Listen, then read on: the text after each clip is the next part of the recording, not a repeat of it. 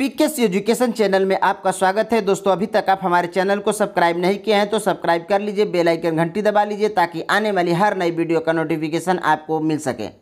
दोस्तों, आज आप देखने जा रहे हैं ग्रुप बी एलडीसीई एएसएम गुडगार्ड टीसीसीसी ईटीसी परीक्षाओं हेतु डिसिप्लिन एपीएल रूल अनुशासन अपील नियम 1968 D&AR part 4 objective question and answer. तो दोस्तों,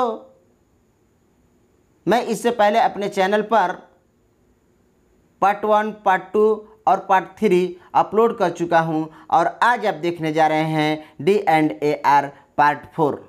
तो चलिए दोस्तों, अब हम वीडियो स्टार्ट करते हैं। प्रश्न नंबर 1 आपकी स्क्रीन पर। प्रश्न नंबर 1, अनुशासन और अपील नियम DAR कब लागू हुआ? DAR जो है डिसिप्लिन एपीएल रूल अनुशासन और अपील नियम कब लागू हुआ? A 1 जनवरी 1968 को, B 1 अक्टूबर 1968 ईस्वी को, C 1 नवंबर 1968 ईस्वी को, D 1 सितंबर 1968 ईस्वी को। तो देखिए दोस्तों, इस प्रश्न का सही उत्तर जो है क्या है? B है। ध्यान रखिएगा दोस्तों, आप तो ये जानते हैं कि अनुशासन अपील नियम D&AR जो है वो 1968 के नाम से जाना जाता है, लेकिन अनुशासन अपील नियम DAR कब लागू हुआ था, यानी कि मंथ के हिसाब से। तो देखिए दोस्तों, इस प्रश्न का सही उत्तर जो है 1 अक्टूबर 1968 को। अनुशासन और अपील नियम जो है 1 अक्टूबर 1968 को लागू हुआ था। नेक्स्ट प्रश्न दोस्तों आपकी स्क्रीन पर प्रश्न नंबर 2। प्रश्न नंबर 2, अनुशासन और अपील नियम DAR का प्रावधान संविधान की किस धारा के तहत किया गया? अनुशासन और अपील नियम DAR का प्रावधान संविधान की किस धारा के तहत किया गया? A धारा 309, B धारा 308, C धारा 306, D इनमें से कोई नहीं। तो दोस्तों, इस प्रश्न का सही उत्तर जो है क्या है? A धारा 309। देखिए दोस्तों, रेल सेवक अनुशासन और अपील अधिनियम 1968 DAR 1 अक्टूबर 1968 को लागू हुआ था।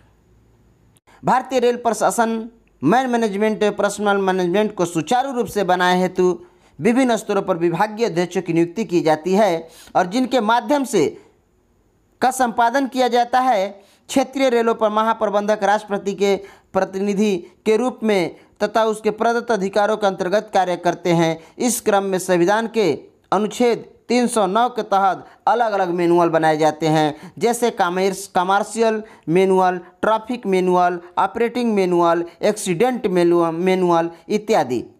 देखिए दोस्तों, भारतीय रेल स्थापना संहिता, भारतीय रेल का स्थापना नियम एवं भारतीय रेल पेंशन नियमावली बनाई गई है। रेल सेवक उपयुक्त नियमों का निष्ठापूर्वक अनुशासन करने के लिए बाध्य है तथा उसके अनुपालन करने की अपेक्षा की जाती है। इसके अतिरिक्त रेल सेवा आचरण नियम 1966 बनाया गया और रेल सेवक उपयुक्त प्रशासनिक नियमों का निष्ठापूर्वक पालन करेंगे। इसके उल्लंघन को कदाचार या अवचार माना जाएगा। कदाचार या अवचार की गंभीरता को देखते हुए कुछ दंड का प्रावधान किया गया है और इस दंड को प्रत्यारोपित करने के लिए एक प्रतिक्रिया अपनाई गई है और साथ साथ इस दंड के विरुद्ध अपील, रिवीजन, अंतिम अपील, सर्वोच्च नियोजन राष्ट्रपति के समक्ष करने का प्रावधान भी किया गया है। जिस नियमों के अंतर्गत यह सब व्यवस्था की गई है उसे रेल सेवक अनुशासन एवं अपील नियम 1968 कहते हैं।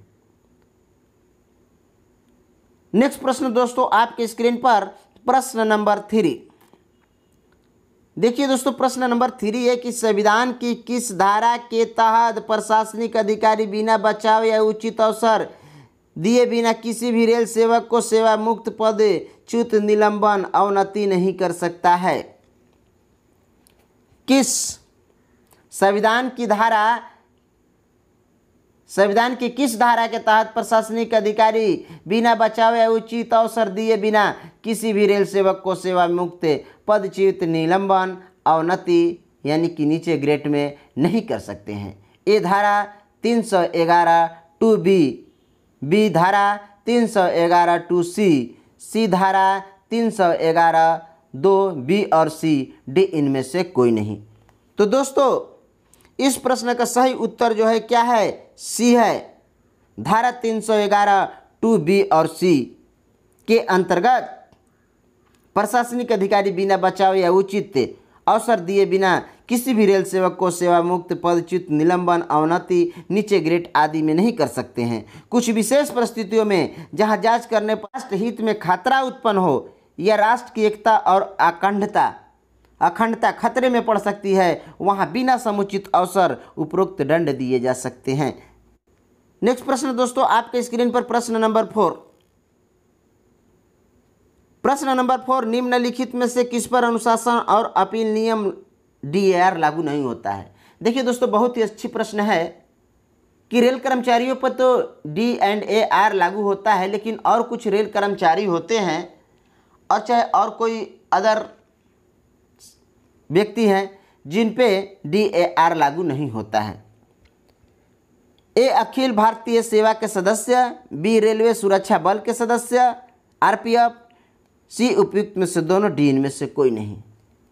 तो दोस्तों इस प्रश्न का सही उत्तर जो है क्या है, सी उपयुक्त में से दोनों, यानी कि ए और बी दोनों ऑप्शन सही है। अखिल भारतीय सेवा सदस्य और रेलवे सुरक्षा बल के सदस्यों पर DAR लागू नहीं होता है। नेक्स्ट प्रश्न दोस्तों आपके स्क्रीन पर प्रश्न नंबर 5। देखिए दोस्तों प्रश्न नंबर 5 है कि निम्नलिखित में से किस पर अनुशासन अपील नियम DAR लागू नहीं होता है। प्रश्न वही है लेकिन ऑप्शन बदल गया है। ए राष्ट्रपति द्वारा विशेष अनुमति प्राप्त या विशेष अनुबंध के द्वारा नियुक्त सदस्य, डी नैमित्तिक श्रमिक कैजुअल मजदूर, सी उपयुक्त में से दोनों, डी इनमें से कोई नहीं। तो देखिए दोस्तों इस प्रश्न का भी सही उत्तर जो है क्या है, सी है, उपयुक्त में से दोनों, यानी कि राष्ट्रपति द्वारा विशेष अनुमति प्राप्त, विशेष अनुबंध द्वारा नियुक्त सदस्य और नैमित्तिक के श्रमिक पर भी DAR लागू नहीं होता है। यानी कि आप अच्छी तरह से ध्यान रखिएगा दोस्तों कि अखिल भारतीय सेवा के सदस्य, रेल सुरक्षा बल के सदस्य, RPF, राष्ट्रपति द्वारा विशेष अनुमति प्राप्त या विशेष अनुबंध के द्वारा नियुक्त सदस्य और नैमित्तिक श्रमिक, इन चारों पर अनुशासन और अपील नियम DAR लागू नहीं होता है। नेक्स्ट प्रश्न दोस्तों आपके स्क्रीन पर प्रश्न नंबर 6। प्रश्न नंबर 6, DAR के किस अनुसूची के अंतर्गत कोई भी सक्षम अधिकारी किसी भी रेल सेवक को निलंबित कर सकता है। DAR के किस अनुसूची के अंतर्गत कोई सक्षम अधिकारी किसी रेल सेवक को निलंबित कर सकता है। ए अनुसूची 1 और 2, बी अनुसूची 1 और 3, सी अनुसूची 1, 2 और 3, डी अनुसूची 1 और 2। तो देखिए दोस्तों इस प्रश्न का सही उत्तर जो है क्या है, सी है, यानी कि DAR की अनुसूची 1, 2 और 3 के अंतर्गत कोई भी सक्षम अधिकारी किसी भी रेल सेवक को निलंबित कर सकता है। नेक्स्ट प्रश्न दोस्तों आपके स्क्रीन पर प्रश्न नंबर 7, विशेष परिस्थितियों में किसी भी अनुसूची का अधिकारी सक्षम ना होते हुए भी किसी रेल सेवक को निलंबित कर सकता है बशर्ते इसका अनुमोदन कितने घंटों के अंदर सक्षम अधिकारी द्वारा प्राप्त कर लिया जाए।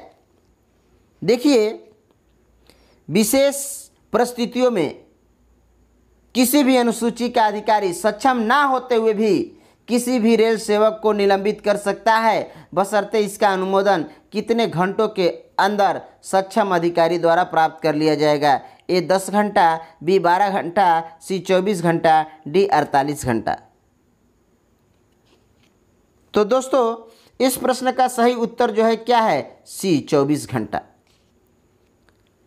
देखिए किसी भी रेल सेवक को निलंबित कर सकता है बशर्ते इसका अनुमोदन 24 घंटा के अंदर सक्षम अधिकारी द्वारा प्राप्त कर लिया जाए, अन्यथा यह निलंबन आदेश स्वतः ही रद्द हो जाएगा, अमान्य हो जाएगा। जैसे मान लीजिए कि ऑपरेटिंग में एओम किसी भी कर्मचारी को निलंबन कर 24 घंटा के अंदर DOM से अनुमोदन ले लेता है। नेक्स्ट प्रश्न दोस्तों आपके स्क्रीन पर प्रश्न नंबर 8। प्रश्न नंबर 8, निलंबन कितने प्रकार का होता है। देखिए दोस्तों प्रश्न आ सकता है कि निलंबन कितने प्रकार के होता है, A, 2, B, 3, C, 4, D इनमें से कोई नहीं। तो दोस्तों इस प्रश्न का सही उत्तर जो है क्या है, 2 है। मैंने आपको पिछले वीडियो में बता चुका हूं कि निलंबन कितने प्रकार के होता है। देखिए दोस्तों निलंबन क्या होता है और निलंबन कितने प्रकार का होता है, मैं स्टैंडर्ड फार्म पार्ट 1 में आपको अच्छी तरह से बतला चुका हूं कि निलंबन जो है वो 2 प्रकार का होता है, एक होता है SF1 और एक होता है SF2। SF1 को निलंबन कहते हैं और SF2 को माना गया निलंबन कहते हैं। इस प्रश्न दोस्तों आपके स्क्रीन पर प्रश्न नंबर 9। देखिए दोस्तों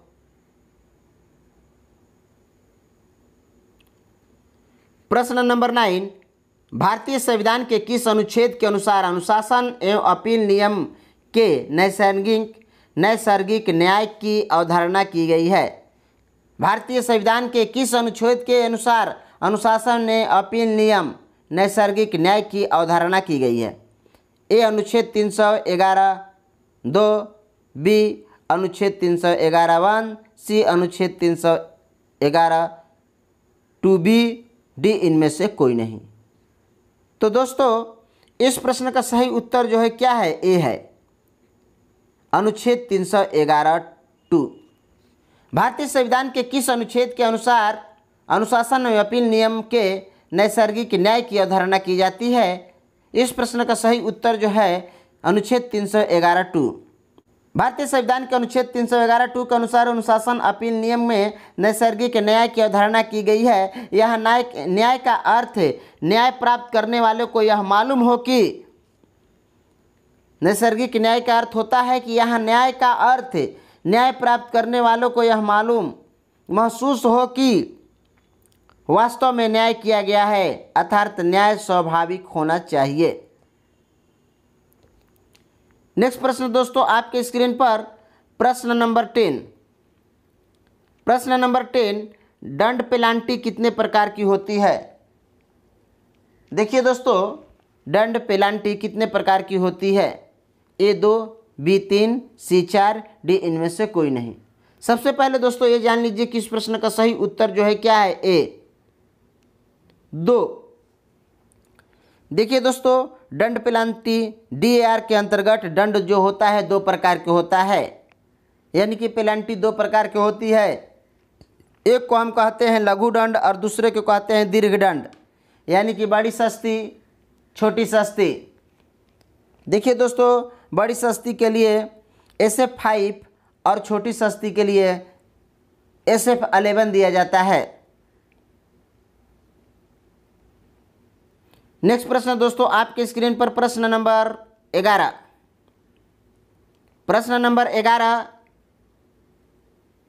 SF4 और SF5 जारी करने से कर्मचारी से पावती ली जाएगी, इसका स्पष्टीकरण पावती तिथि से कितने दिनों के अंदर कर्मचारी द्वारा दिया जाना चाहिए। SF4 और SF5 जारी कर कर्मचारी से पावती ले ली जाएगी, तो इसका स्पष्टीकरण पावती तिथि से कितने दिनों के अंदर कर्मचारी द्वारा दिया जाना चाहिए। अगर किसी भी सक्षम अधिकारी के द्वारा किसी भी कर्मचारी को अगर चार्जशीट मिल जाता है, S4 और S5 जारी हो जाता है, तो कितने दिनों के अंदर कर्मचारी को इसका स्पष्टीकरण देना रहता है। A 15 दिन, B 10 दिन, C 12 दिन, D इनमें से कोई नहीं। तो दोस्तों इस प्रश्न का सही उत्तर जो है क्या है, B 10 दिन। 10 दिन के अंदर उसको स्पष्टीकरण देना होता है। लेकिन यदि किसी भी अभिलेख का निरीक्षण, प्रतिवेदन, गवाहों के बयान, संबंधित अभिलेखों की जांच कर स्पष्टीकरण देने की जरूरत हो तो लिखित आवेदन देकर प्रशासनिक अधिकारी को 10 दिन अतिरिक्त समय लिया जा सकता है। इस अवधि की समाप्ति पर स्पष्टीकरण देना आवश्यक है। नेक्स्ट प्रश्न दोस्तों आपके स्क्रीन पर प्रश्न नंबर 12, कोई भी दंड सूचना प्राप्ति के कितने दिनों के अंदर कर्मचारी को दंड के विरुद्ध अनुशासनिक पदाधिकारी से उच्चतर पदाधिकारी के पास अपील करने का अधिकार होगा। कोई भी दंड सूचना प्राप्ति के कितने दिनों के अंदर कर्मचारी को इस दंड के विरुद्ध अनुशासनिक पदाधिकारी से उच्चतर पदाधिकारी के पास अपील करने का अधिकार होगा? दोस्तों इस प्रश्न का सही उत्तर जो है ए 45 दिन।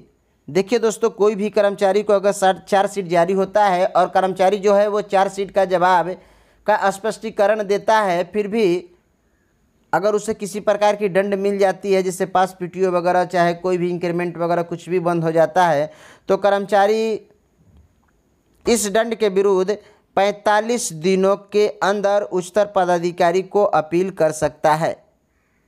तो दोस्तों ये रहा D&AR का पार्ट 4। इससे पहले मैंने अपने चैनल पर पार्ट 1, पार्ट 2, पार्ट 3 और ये रहा इस D&AR का पार्ट 4। दोस्तों यदि यह वीडियो आपको पसंद आया हो तो लाइक और शेयर करें। अभी तक आप हमारे चैनल को सब्सक्राइब नहीं किए हैं तो सब्सक्राइब कर लीजिए, बेल आइकन घंटी दबा लीजिए ताकि आने वाली हर नई वीडियो का नोटिफिकेशन आपको मिल सके। दोस्तों बहुत से लोगों कमेंट करते हैं कि सर स्टोर पर वीडियो बनाइए, कैरी जो बैगन पर वीडियो बनाइए, जूनियर इंजीनियर पर वीडियो बनाइए। तो देखिए दोस्तों, मैं आपसे कहना चाहता हूं कि अगर मुझे समय मिलेगा तो मैं आपके लिए भी वीडियो बनाऊंगा। आप हमारे चैनल पर बने रहिए। और दूसरी बात मैं आपको ये बता देना चाहता हूं कि ऑपरेटिंग में बहुत कम जो प्रश्न है जो कि चेंजिंग होते रहते हैं, लेकिन अदर जैसे कमर्शियल है और उसके बाद में कैरी जो बैगन है और कोई मतलब कि इंजीनियरिंग है, इन सबों में कोई चीज़ें हैं थोड़ा ऑपरेटिंग से ज़्यादा मतलब कि सबसे ज़्यादा तो कमर्शियल में चेंज होते रहते हैं, जिसके वजह से वीडियो बनाने में थोड़ा प्रॉब्लम होती है। क्या है कि अगर हमारे पास कुछ किताबें हैं और कुछ साक्ष्य है और जो जानकारी है, तब तो से पता चला कि कोई रूल दूसरा भी बदल जाता है, जिसके वजह से कोई प्रश्न मिस भी हो जाता है। तो दोस्तों इसी के साथ मैं आपसे विदा लेता हूं, फिर अगले वीडियो में आपसे मुलाकात होगी। जय हिंद।